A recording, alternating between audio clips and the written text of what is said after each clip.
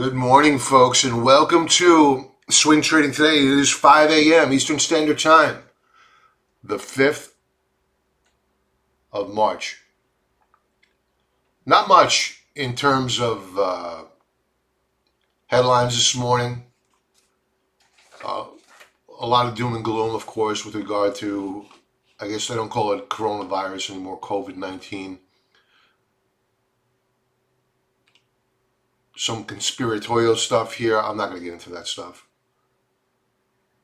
What I wanted to talk about was this headline here. It's not a shock, but it's just a validation. And we've been shorting China. We opened up a short position the day before yesterday.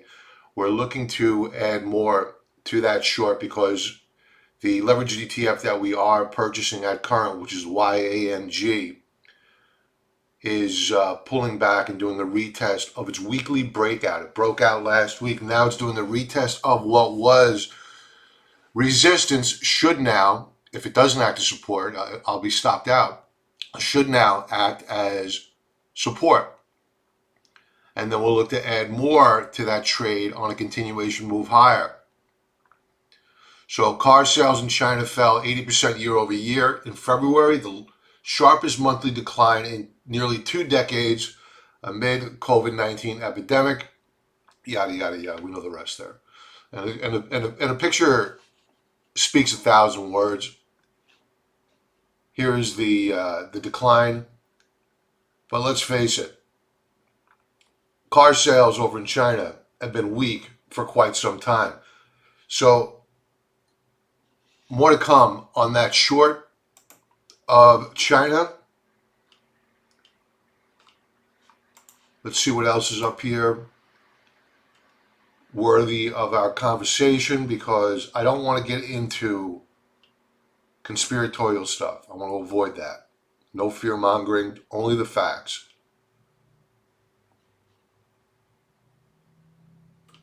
All right, I think that's enough. Let's get to the charts.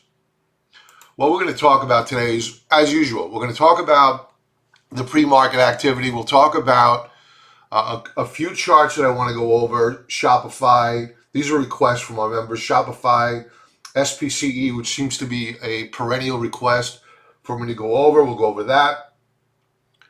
And let's begin with precious metals. We are bulls on precious metals. We bought the pullback on the precious metals. We plan on adding more to our silver position. We plan on adding more to our gold mining position. I don't own gold. I'm using the gold miners as a proxy. And if you want to buy gold, buy gold. It's just as good. But longer term, historically, the gold miners outperform the precious metals. So that's why I'm in the gold mining names, besides the fact I love the liquidity of the options of the underlying ETF that we are trading. So we are using options as well, generating premium while we wait for a breakout here on the gold mining names. So let's kick things off. These are going to be 4-hour charts of the pre-market names. If we go to any other time frame, I will let you know. And this conversation this morning is just an observation of where I believe we are going to open up, not necessarily where we're going to close out the day. I went over last night with members on Market Wrap, my macro view on this market. Members, go check it out. And I think this morning in the equity sector, it's already playing out. The fact that I don't think that we're going straight up higher from here. Too much damage has been done technically for this market to have a V-shaped recovery. Could be wrong. You never know. Keep an open mind. Good morning, Eric, John, Richard. Good morning. 2 minutes in and 2 legs. Good stuff. I agree with that. Thanks all. Yeah, thanks for that, John. If you folks could give me a like, I'd really appreciate it. It helps me out with the YouTube algorithm. We're finally picking up a little bit of steam with the YouTube algorithms. I was looking at my analytics last night, so that was good to see. So let's begin with with silver. Silver's down this morning about a quarter percentage point, but it's looking really rock solid here. Let's pull back here a little bit. That's better. What I'm looking at is a breakout on silver, 4-hour basis. We pulled back last week, obviously, rallied higher low, rallied, recaptured what was resistance, is now support yet again, and we have been consolidating. This cannot be ignored. This is the market sending us a signal that silver wants to go higher. Why? Security. It's a currency.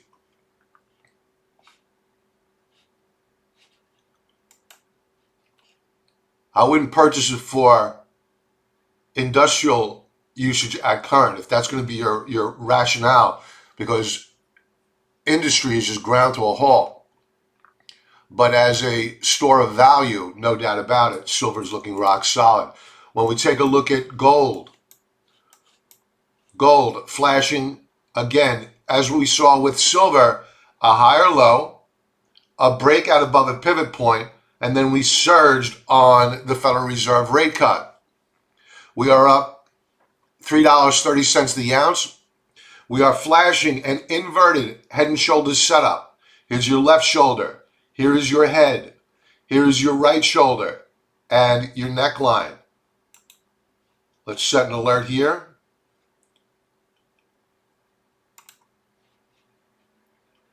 So I don't agree with Kramer on much, but I quoted him the other day, and I found myself quoting him again today. There's always a bull market somewhere. Those are not my words, those are his. Maybe he stole them from somewhere else. I want to know when, yeah, that's good. 1660 the ounce, it's a clear breakout. I want to know when we close above this resistance level here. And then we'll be looking to lean in or add more to our precious metal trade. Yeah, Richard, yesterday CNBC was saying buy. Yeah, you know what? I was watching Fast Money, a couple of clips on Fast Money last night. And the night before, they were all bearish. Last night, they were having their favorite stock picks. They were commenting on the upgrades of the major banks and what they thought of those upgrades, and every single one. I love the name. A great call by Citigroup upgraded Morgan Stanley. Oh, I love that upgrade. So they're back to their old tricks. The emotion's gone. Now it's back to the old. Let's get the advertising revenue up again. I don't have that worry here. All right, so gold looking good in the pre-market. And the reason why I think that gold is probably going to break out fairly soon is this. I've been watching the dollar. Oh, wow, it's even gotten worse since I last looked. I was watching it yesterday morning, and we were actually up, but we were flirting with a breakdown below this lower band of support. And the traditional correlation is that gold will trade inversely of the US dollar because it's priced in dollars. And that correlation of late has been broken. They've been trading in tandem. But given the rate cuts and given the anticipation of additional rate cuts, we're just becoming just like Europe, but worse with our debt. And now the dollar is beginning to lose what edge it had over the euro. And the dollar is breaking down. Or I should say, has broken down. We sold off. We had a dead cat bounce. I took out my crayon, drew my trend line. We have now broken it. We have a continuation move lower. This is a big drop from its highs for a currency. And it is going lower, folks. And this is going to be the proximate cause of why you see commodities go on a tear. In particular, precious metal names, again, as a store of value.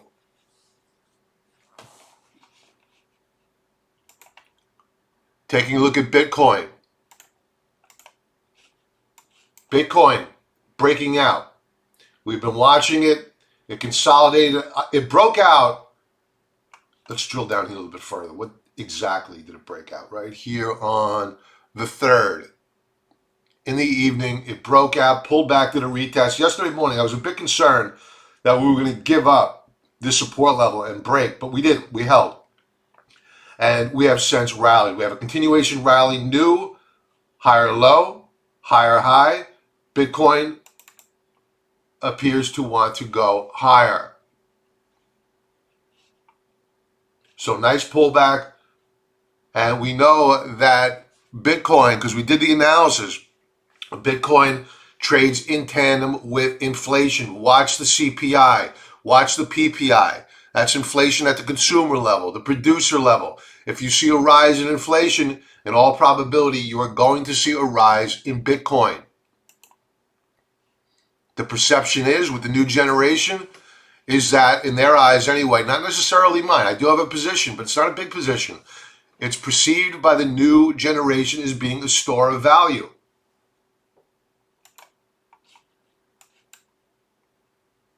Taking a look at equities. We attempted to break out once, twice, 3 times, 4th time, no bueno.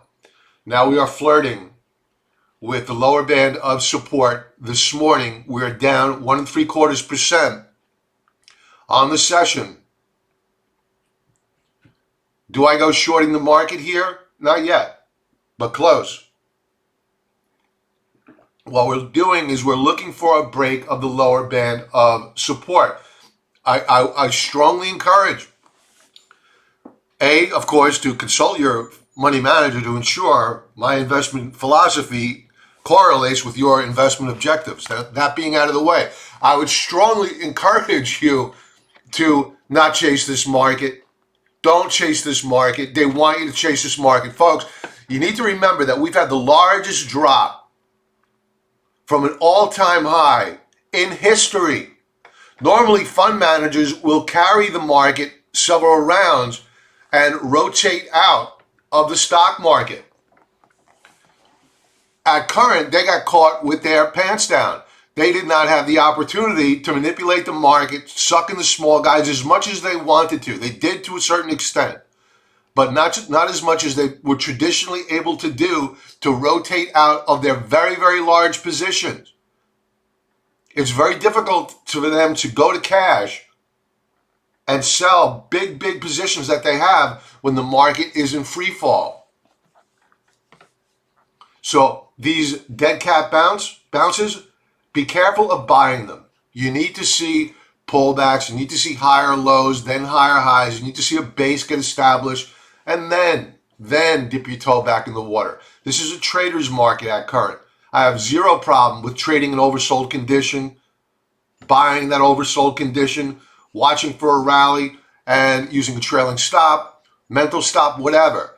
Just don't plan on this becoming an investor's market anytime soon, unless, of course, you're dollar cost averaging. And don't, as these thugs are now promoting on CNBC, don't pull forward your dollar cost averaging. That is not dollar cost averaging. That is gambling with your future. Please don't do that. If your strategy is to dollar cost average, dollar cost average. That's the purpose of it. Taking a look at the S&P 500, we have broken support here. We are down over 1 3/4%. So we actually have the S&P 500 underperforming this morning the NASDAQ, which is certainly more high beta than the S&P. Beta being a measure of volatility. So here's what makes this worse. Not to be doom and gloomish here, and I am not short of the S&P 500, so it's not as if I'm speaking my book. We broke out here above this upper band of resistance on a 4-hour basis, held once, held twice, failed to hold that breakout. That's a bull trap. So what I expect to see here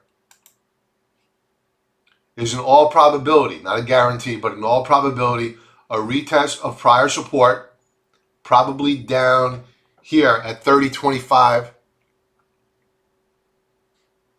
at a bare minimum. So I think that we are going lower, especially if we close down below on a 4-hour basis, below this 20-period moving average, which at current is rising. Perhaps it'll act as a floor, but this breakout failure here is definitely a concern.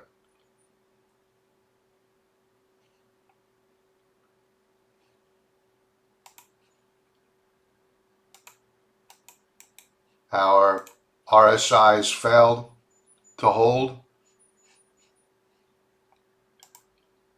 All right, so we went over the NASDAQ. We went over the S&Ps. Let's take a look at the Russell 2000 for those IWM traders out there.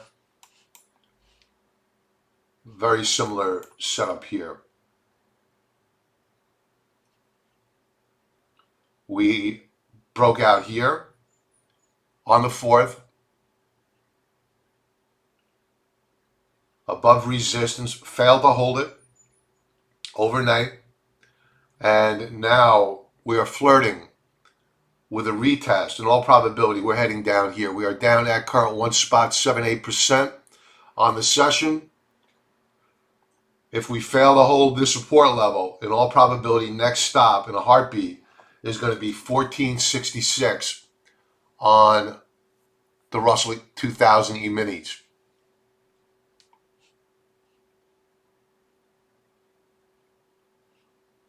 Let's keep in mind, this is fairly light volume overnight.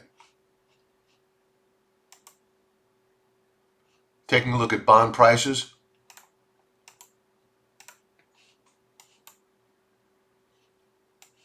We are currently short of bonds, and we're looking to add to it. We do have a lower high on a 4-hour basis. Now what we're looking for is a lower low, and we'll look to lean in to that short position.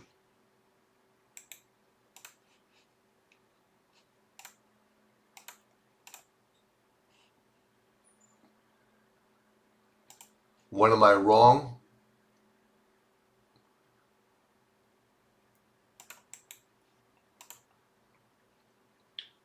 I would have to entertain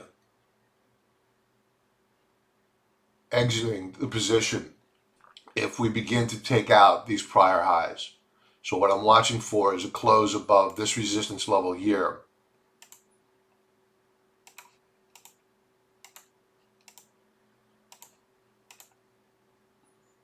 That would have me concerned. All right, but at current, I'm okay.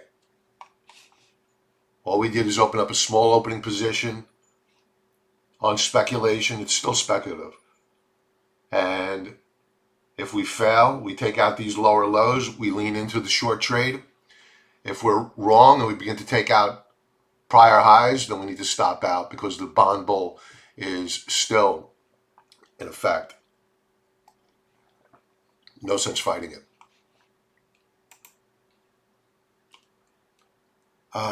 What else do we want to take a look at this morning? Oil. The Russians walked out of the OPEC meeting yesterday, and that caused a pullback in oil. Let's see if that continues. Yeah, we're down a half percentage point here.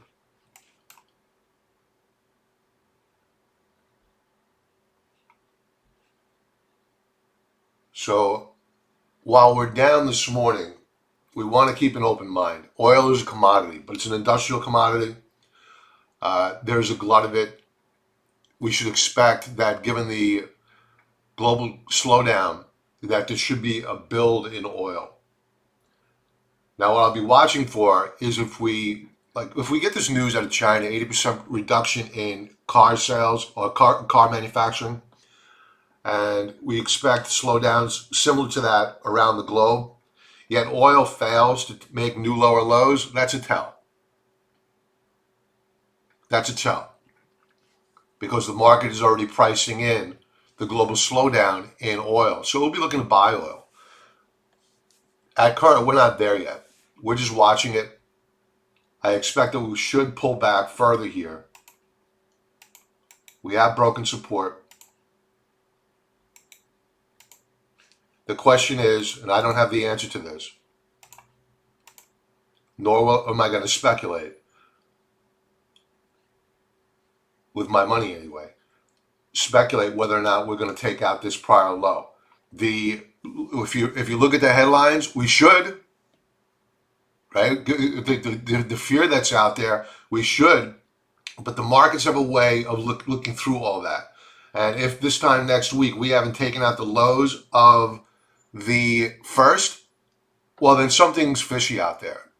There's a lot of fear mongering going on, a lot of click happy headlines, and we should begin looking at light sweet crude as a possible long trade, despite what the headlines are saying. But at current, this is just a watch. And right now, I'm a bit concerned that we're breaking support.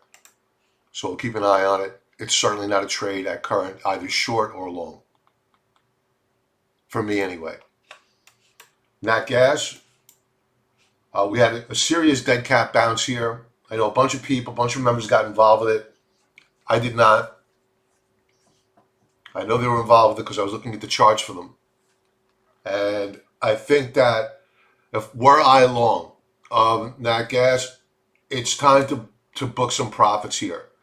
Because what we're seeing on this 4-hour basis is a breaching, assuming that we close down below this support level, a breaching of support.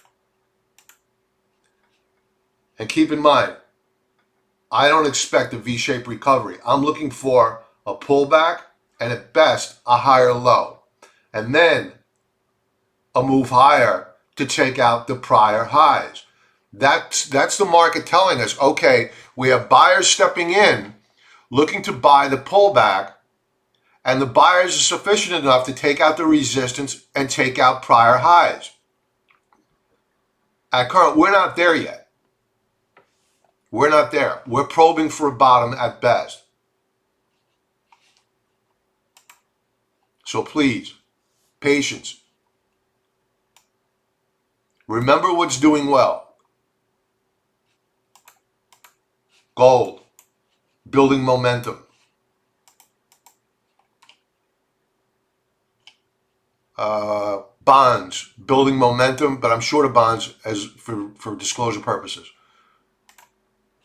Silver, building momentum. They haven't broken out yet, but they're setting up. Let's take a look at my short China trade.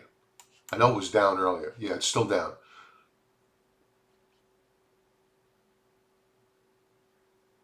But this is a 4-hour chart. I'm trading off of the weekly chart, which is still looking pretty good.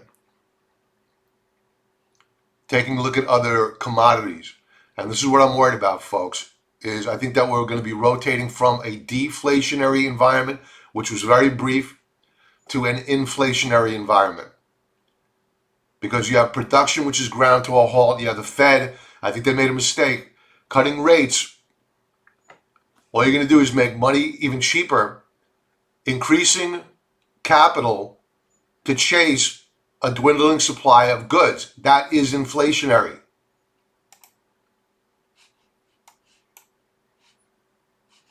Soybeans moving up higher, no breakout yet. We talked about this yesterday morning. Here's your higher low, right? This is what we're looking at. This is the market sending us a signal. Here's your higher high. We are breaking out. That being said, we have stiff resistance up here. So it's evident as we scroll through corn breaking out or beginning to break out. As we scroll through these weekly charts of commodities where money is rotating. Are you long? Do you have exposure to these commodities? Wheat, surprisingly, is very weak.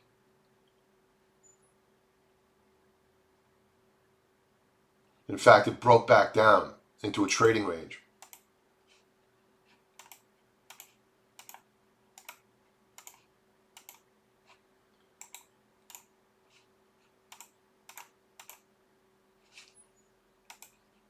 cattle, protein,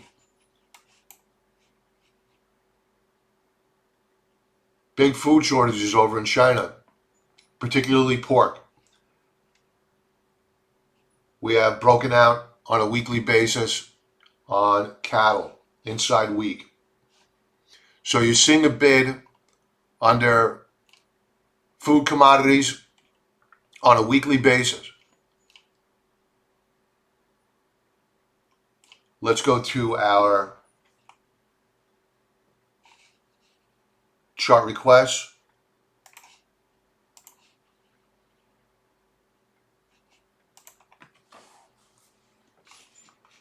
Hey, Pat. Yeah, brother. Big down day.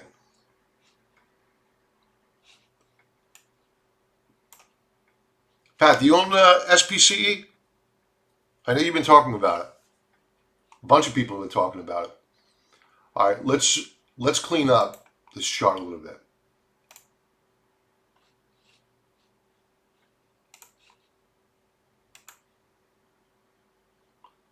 All right.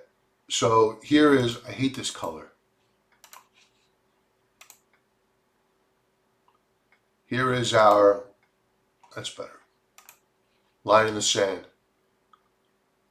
We're holding the lower band of this rising uptrend channel on SPCE. Okay, you're looking to buy it? All right, so I'll keep it in mind. I wouldn't personally buy this yet. I would be looking for one of two things or both. A pullback to support. If the market goes into free fall, yet again, I would not hope that we hold the support level. This is a very speculative trade. So I would watch for a rebound in the market.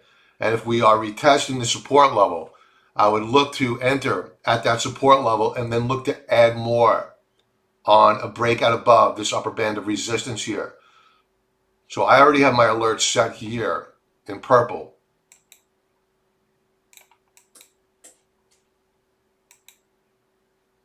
Get rid of these old ones. All right, that's better.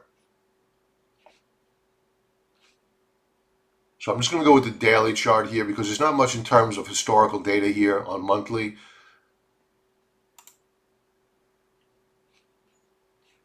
And the weekly overlays aren't even functioning yet on the daily chart. So I'm just going to use the daily chart. We keep flirting with this upper band of resistance, no bueno. I would wait for, again, this level here at around 2023 and or a breakout above this upper band of resistance, wherever that might be in the future. Let's check out the raindrop charts. This is a mixture of VWAP. I don't like the close yesterday at all. A lot of selling in the back half of the day, as noted by this pregnant right side of the candlestick. That shows that there's volume into the close. So I think that in all probability, we're going to make lower lows here on SPCE. You're looking at 19?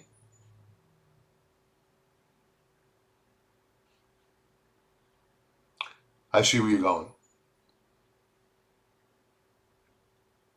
Yeah, I could see that.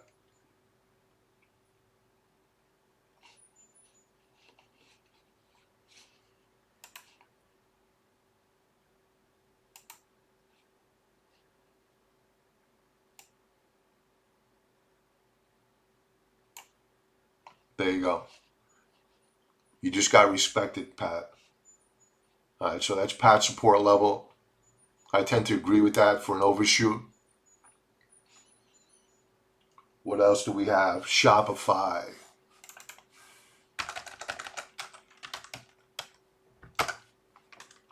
Do do do do.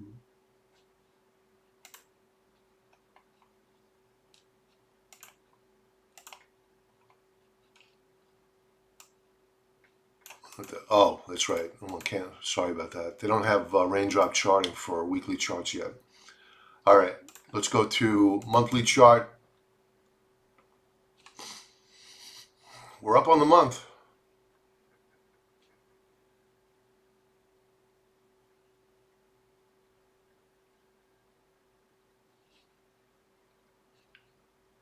Not much in terms of historical data here.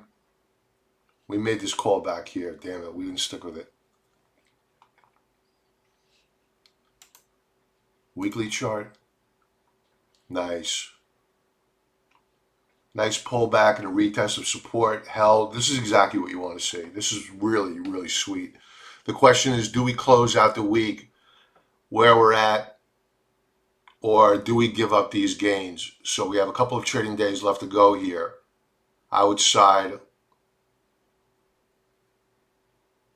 on the side of caution. Okay, Richard, you got it.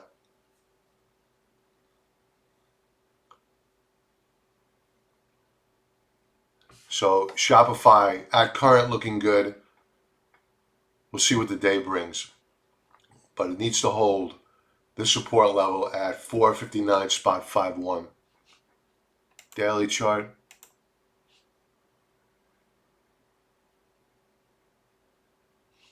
We broke out yesterday.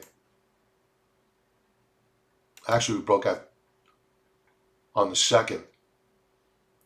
Above resistance, retested, held, followed through the upside yesterday. So were it not for the weakness in the market this morning, and maybe we'll recover for all I know, the chart of Shopify looks really, really good.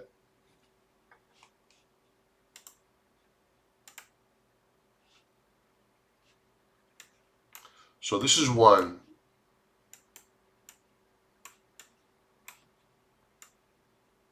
Yeah, 4-hour chart looking really nice. Yeah, take your trend line out. Even if you want to connect these dots here. Boom, continuation move higher. Assuming that we rally back today, Shopify looking good. If Shopify holds support levels, I'll keep it on my short list, no doubt about it. It's looking good. Showing relative strength. And for that matter, so is SPCE.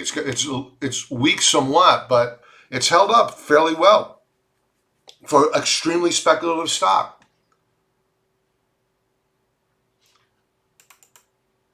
Let's take a look at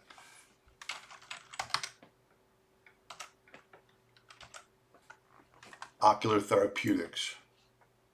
Woofa. Let's go to a monthly chart first.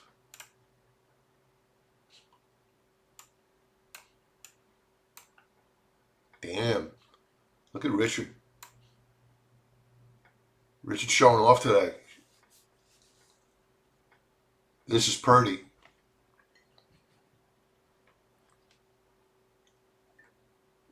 All right, so we have a breakout of a very, very long-term wedge formation. And as I always like to say, the longer the consolidation, the greater the validation of the breakout. And we broke out here back in January. Saw some pressure on the shares. However, this month, we have surged through that overhead supply. We still have more above. Here. That's not where I want it. There's where I want it. Here. And that's where we've been stopped. But I'll tell you, this is a pretty chart. We have a higher low on Stokes, higher low on RSI. Weekly view. There's that overhead supply again. You got it at 485. God bless you. Good for you. Congratulations. Very nice. Looks like it wants to go higher. Is it making money, Richard?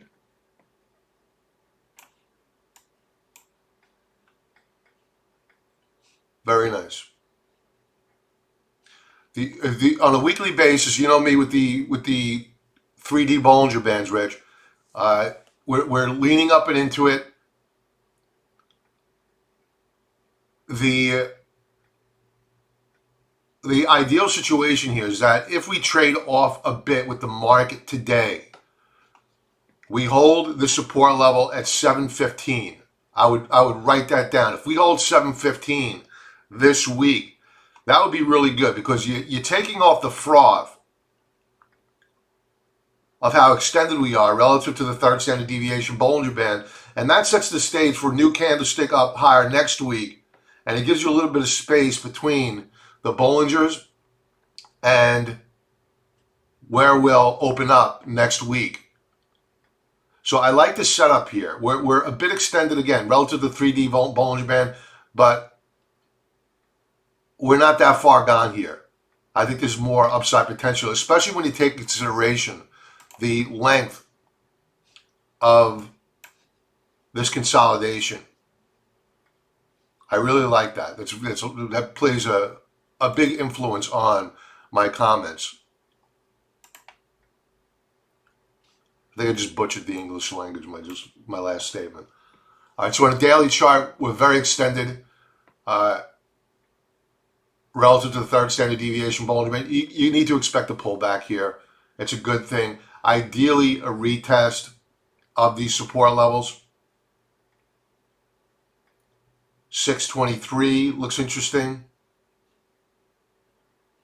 And if we hold it, I would look to add more to that position. In fact, I want to know if and when that occurs.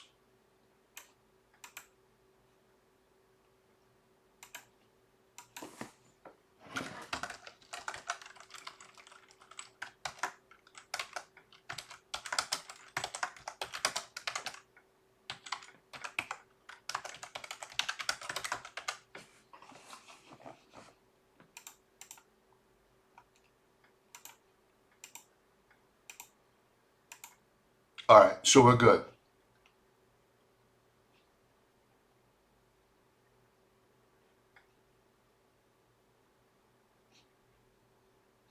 This is not exact. This is the wrong one. I'll fix this later on. I don't want to hold everybody up here. I want to know when it hits this support level in red. It took another support level. I'll come back and fix this. I don't want to waste your time.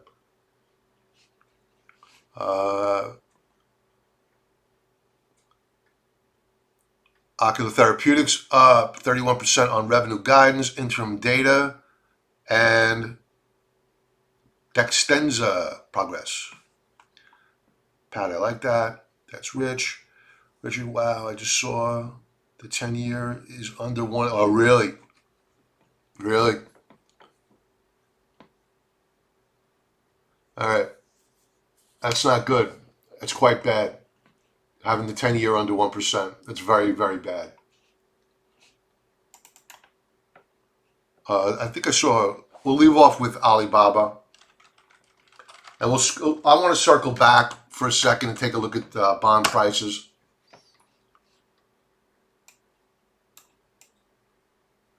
In the pre-market. Alibaba, I have to say, I looked at this the other day. I have to say, for a Chinese stock, which should have been hammered, it's holding up really, really well.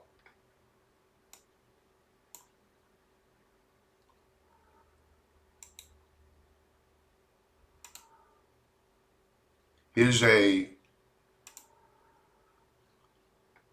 monthly view. We're actually up on the month.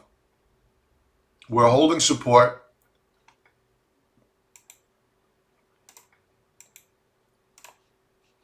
It's very, very, very surprising how Alibaba is holding up here.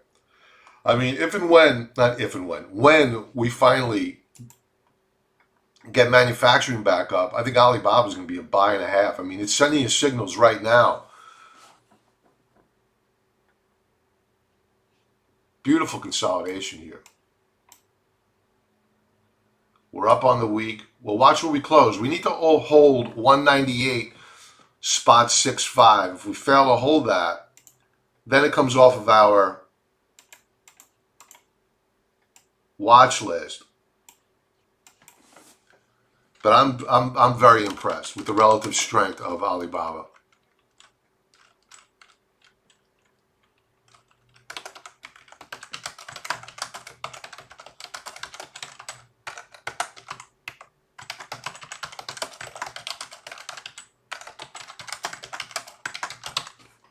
Okay, we'll keep this active for a while.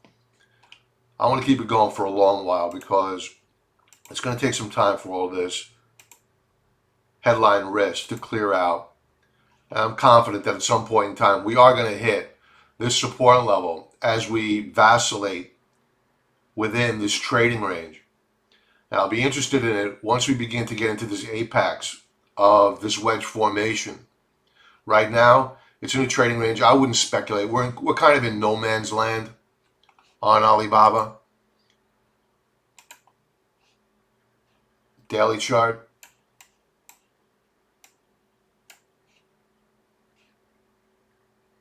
Again, we're in a trading range. It's looking okay. How does it close out the day today? We don't know. All right, so let's see how it holds up today. And today would be a great tell.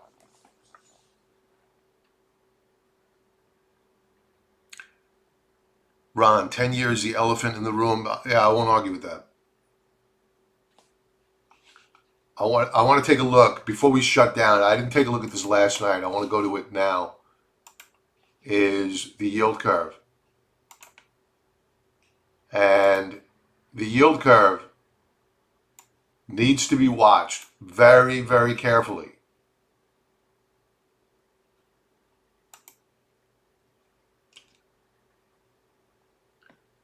Yeah, I didn't watch this last night because it didn't update quick enough. The yield curve is steepening, folks.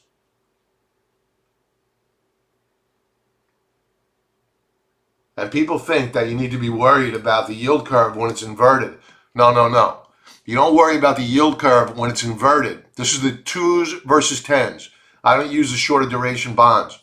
This is 2s versus 10s. This is a higher level of not good. When you see the yield curve steepening, I'll take you back to the financial crisis, double bottom setup. We steepened. Overlaid here was the S&P 500. Note the S&P 500 continued higher as the yield curve inverted. Then as it steepened, the S&P 500 rolled over. Same deal back here. It's hard to see, but let's make this more.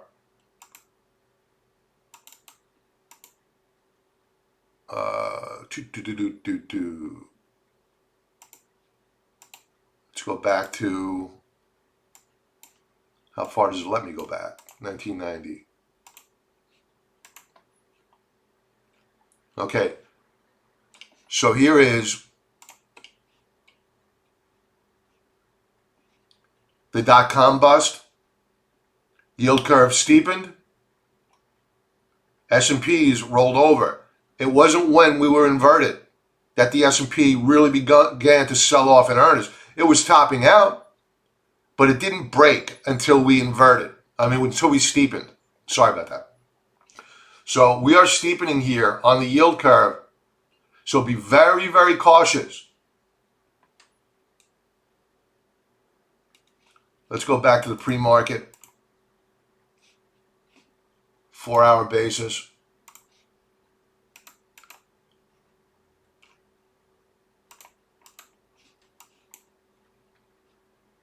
The dollar finally caught a bid. Checking out bonds.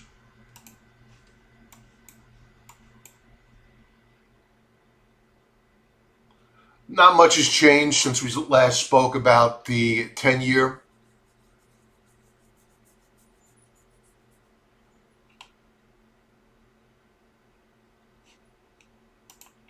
And we'll leave off with, what do you mean, what about Fred? The Federal Reserve's website?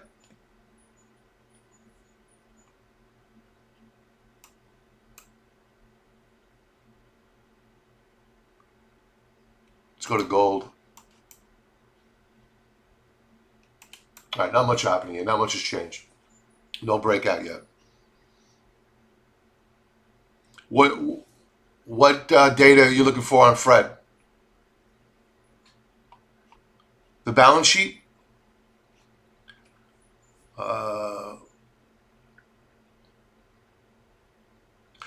So Pat, we're at spot 975 on the 10-year.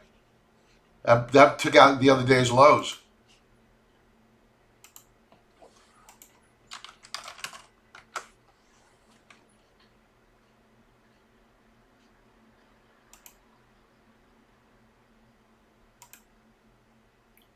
Ten-year. Wow, look at this right here. Wow, Jesus, Mary and Joseph.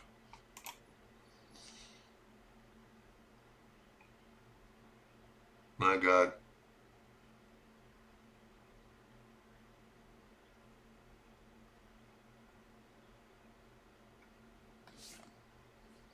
Scary stuff. Who'd have thought?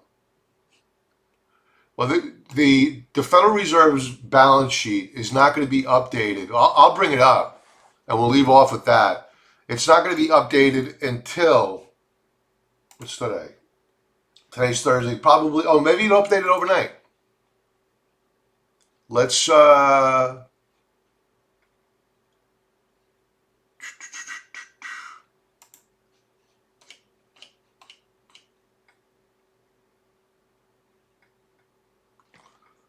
bring it up.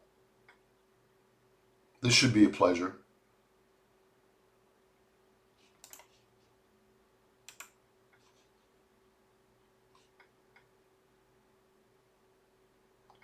Fed national conditions. I have so many links here.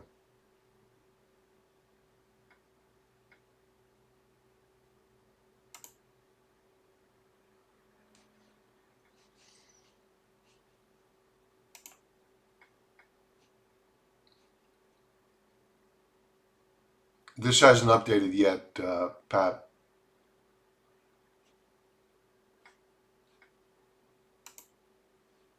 It'll update probably this evening. Today, meaning today.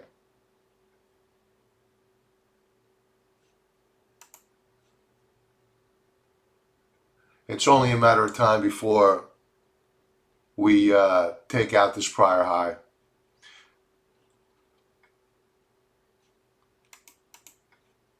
We'll revisit it tonight. Oh, I forgot to mention, tonight, members, we're going to be live going over the weekly charts and how we appear poised to close out the week. Hey, Pat, I just saw you comment with regard to UGAZ. Yeah, I want to point something out to you.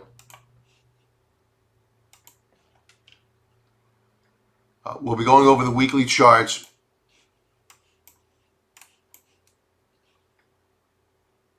Of the major averages, and we'll be going over members' chart requests as well. So join us live, 6 p.m. Eastern Standard Time tonight.